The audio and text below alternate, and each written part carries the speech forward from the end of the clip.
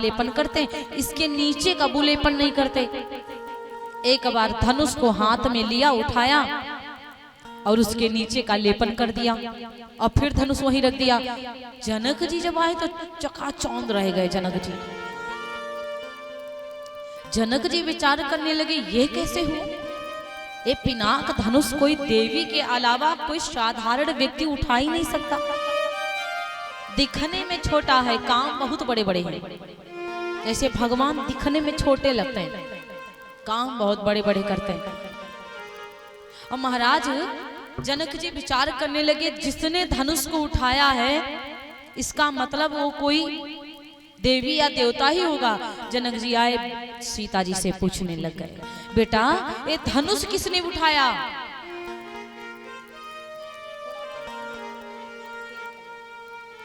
सीता मैया ने कहा, प्रभु पिताजी रोज तो हम लेपन करते थे तो आस पास करते थे, आज मैंने गैया मैया के गोबर से धनुष को उठा के उसके नीचे भी लेपन कर दिया।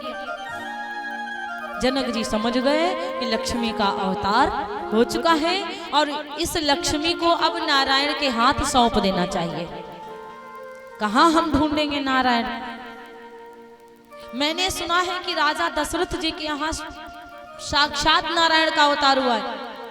न्योता दूंगा तो गड़बड़ कहीं ऐसा ना हो जाए कि कहीं और कोई आ जाए और राजा के लड़का सोचे हम कहाँ जाएंगे, वहां राजा दशरथ भेजें कि ना भेजें। तो मैं प्रण करता हूं, जो धनुष को उठाएगा उसी के संग सीता का नाता जोड़ा जाएगा और जो धनुष को नहीं उठा पाएगा उसके संग में नाता नहीं जोड़ा जाएगा, भली हमारी बेटी कुंवारी रह जाए।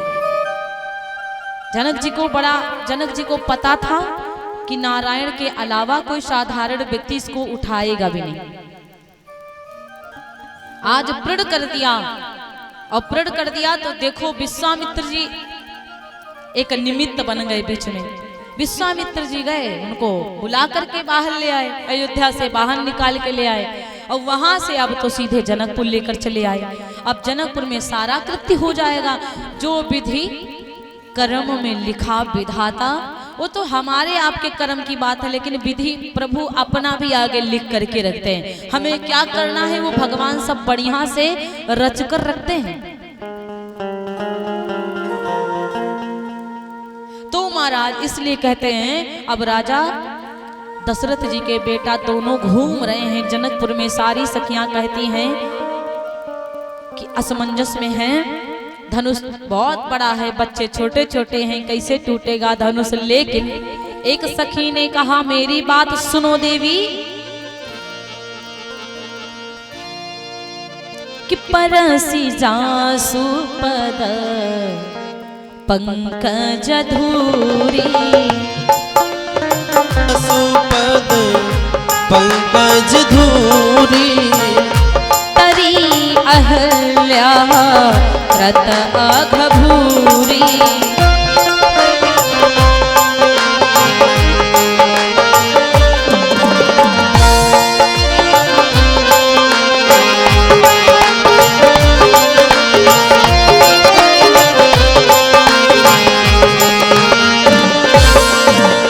सो की रही बिनु शिव धनु तोरे,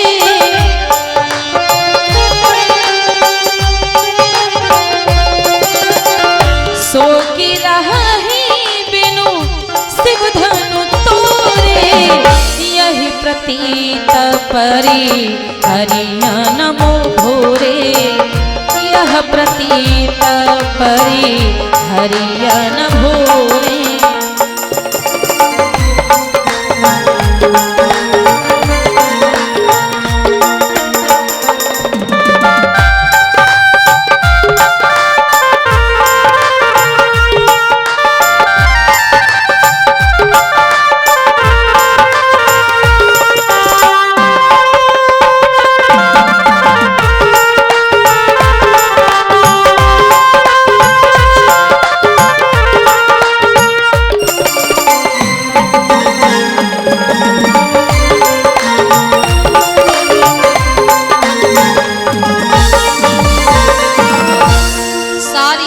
कहती हैं नहीं नहीं, आपको साधारण दिखने में लगते हैं, लेकिन तरी अहिल्या कृत अघभूरी, इनके चरण की धूल से एक गौतम ऋषि की नारी पथरी अहिल्या तर गई।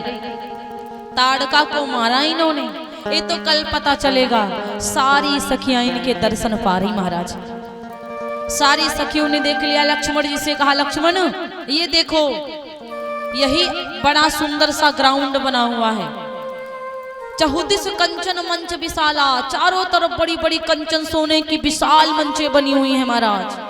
रामचंद्र जी ने कहा, देखो लक्ष्मण, कछु को ऊंची सब भांति सुहाई, कुछ ऊंची कुछ नीची, कुछ ऊंची कुछ नीची, और यहाँ पर सारे लोग लुगाई आकर के कल बैठेंगे। भ्रमण करते करते शाम हो गई महाराज। अब जब शाम हो गई तो भगवान राम जी ने सारे बालकों से कहा कि भैया आप लोग भी अपने अपने घर जाओ, मैं भी अपने गुरुदेव जी के पास जा रहा हूं। शाम का समय था। गुरुदेव जी के चरणों की सेवा करने लगे, और जब गुरुदेव जी के चरणों की सेवा करने लगे राम लक्ष्मण, तो सबसे पहले गुरुदेव जी सोए।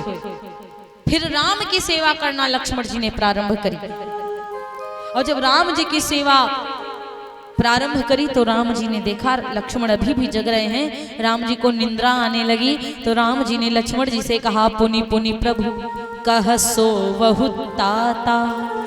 बार बार कहा, भैया आप भी सो जाओ, लक्ष्मण आप भी सो जाओ। लेकिन लक्ष्मण जी सोए नहीं, पौढ़े पौढ़े धरी उर पद जल जाता। लक्ष्मण जी सोते नहीं हैं, लक्ष्मण जी केवल पौढ़ते हैं। पौढ़ने का मतलब जग रहे हैं महाराज। समझो पौढ़े ही थे कि सुबह हो गई। उठे लखनु निसि विगत सुनी, अरुण सिखा धुनि काना, गुरु ते पहले जगत पति जागे राम सुजान। कल मैंने कहा था ना कि छोटों को सबसे पहले जागना चाहिए। लक्ष्मण सबसे पहले जागे और सबसे लास्ट में पौढ़े थे, और सबसे पहले लक्ष्मण जागे, और गुरु ते पहले जगत पति राम जागे। गुरु से पहले राम जी जागे, गुरु सबसे लास्ट में जागे, और सबसे पहले गुरु जी सोए थे महाराज। अब धीरे धीरे समय व्यतीत हुआ महाराज। कहा जाता है सुबह हुई तो गुरुदेव जी ने राम लक्ष्मण जी से कहा, समय जानी गुरु आय सुपाई। समय जानी गुरु आय सुपाई, लेना प्रसून चले दो भाई। लेने प्रसून चले दोनों भाई। समय जानी गुरु आय सुपाई, समय जानी गुरु आय सुपाई। लेन प्रसून चले दो भाई। लेन प्रसून चले दोनों भाई। किस समय समय जानी गुरु आय सुपाई। ये समय जानी गुरु आय सुपाई। लेना प्रसून चले दो भाई। लेने प्रसून चले दोनों भाई।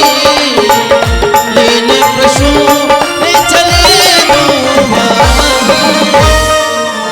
समय क्या था? रामचरितमानस में दरमाया, समय जानी गुरु आय सुपाई। सुबह कौन सा समय होता आप लोग बताइए? सुबह समय होता है पूजन करने का ना, सबको पता था। लेकिन इसमें समय क्या जानना था? गुरुदेव जी ने समय ये जाना कि आज जाएंगे तो फुलबगिया में असली स्वयंवर हो जाएगा, और कल जाएंगे तो डायरेक्ट सीता स्वयंवर है। इसलिए आज फुलबगिया में पर डे का नियम है, जानकी जी गिरजा मैया का पूजन करने जाती हैं। लेकिन स्वयंवर होने से पहले नियम है कि बिटिया गिरजा मंदिर को जरूर जाएगी। गुरुदेव जी को पता था आज जानकी जी गिरजा मंदिर को जाएंगे, इसलिए गुरुदेव जी ने कहा जाओ प्रसून को ले आओ।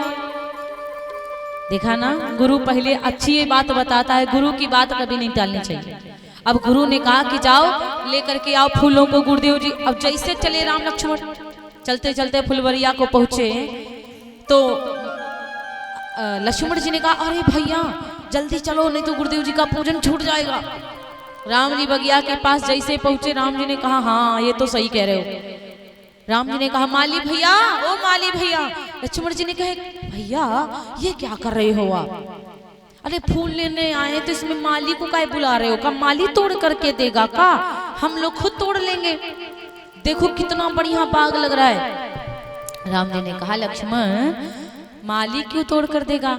हम इसलिए बुला रहे हैं कि बगिया माली की है, पूछ तो ले, फूल तोड़ लूं कि नहीं तोड़ लूं, कापता गुस्सा हो जाए तो।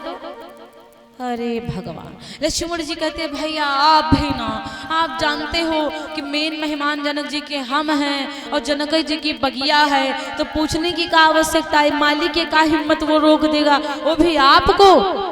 राम जी ने कहा चुप लक्ष्मण, ऐसे नहीं बोलते।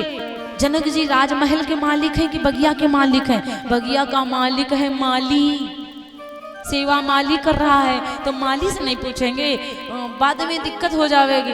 मर्यादा पुरुषोत्तम इसीलिए राम जी को कहा गया है। राम जी ने कहा भैया माली का बगिया में आऊं? माली ने कहा ना ना ना ना ना, बगिया में ना आयो, बांधो साड़ी।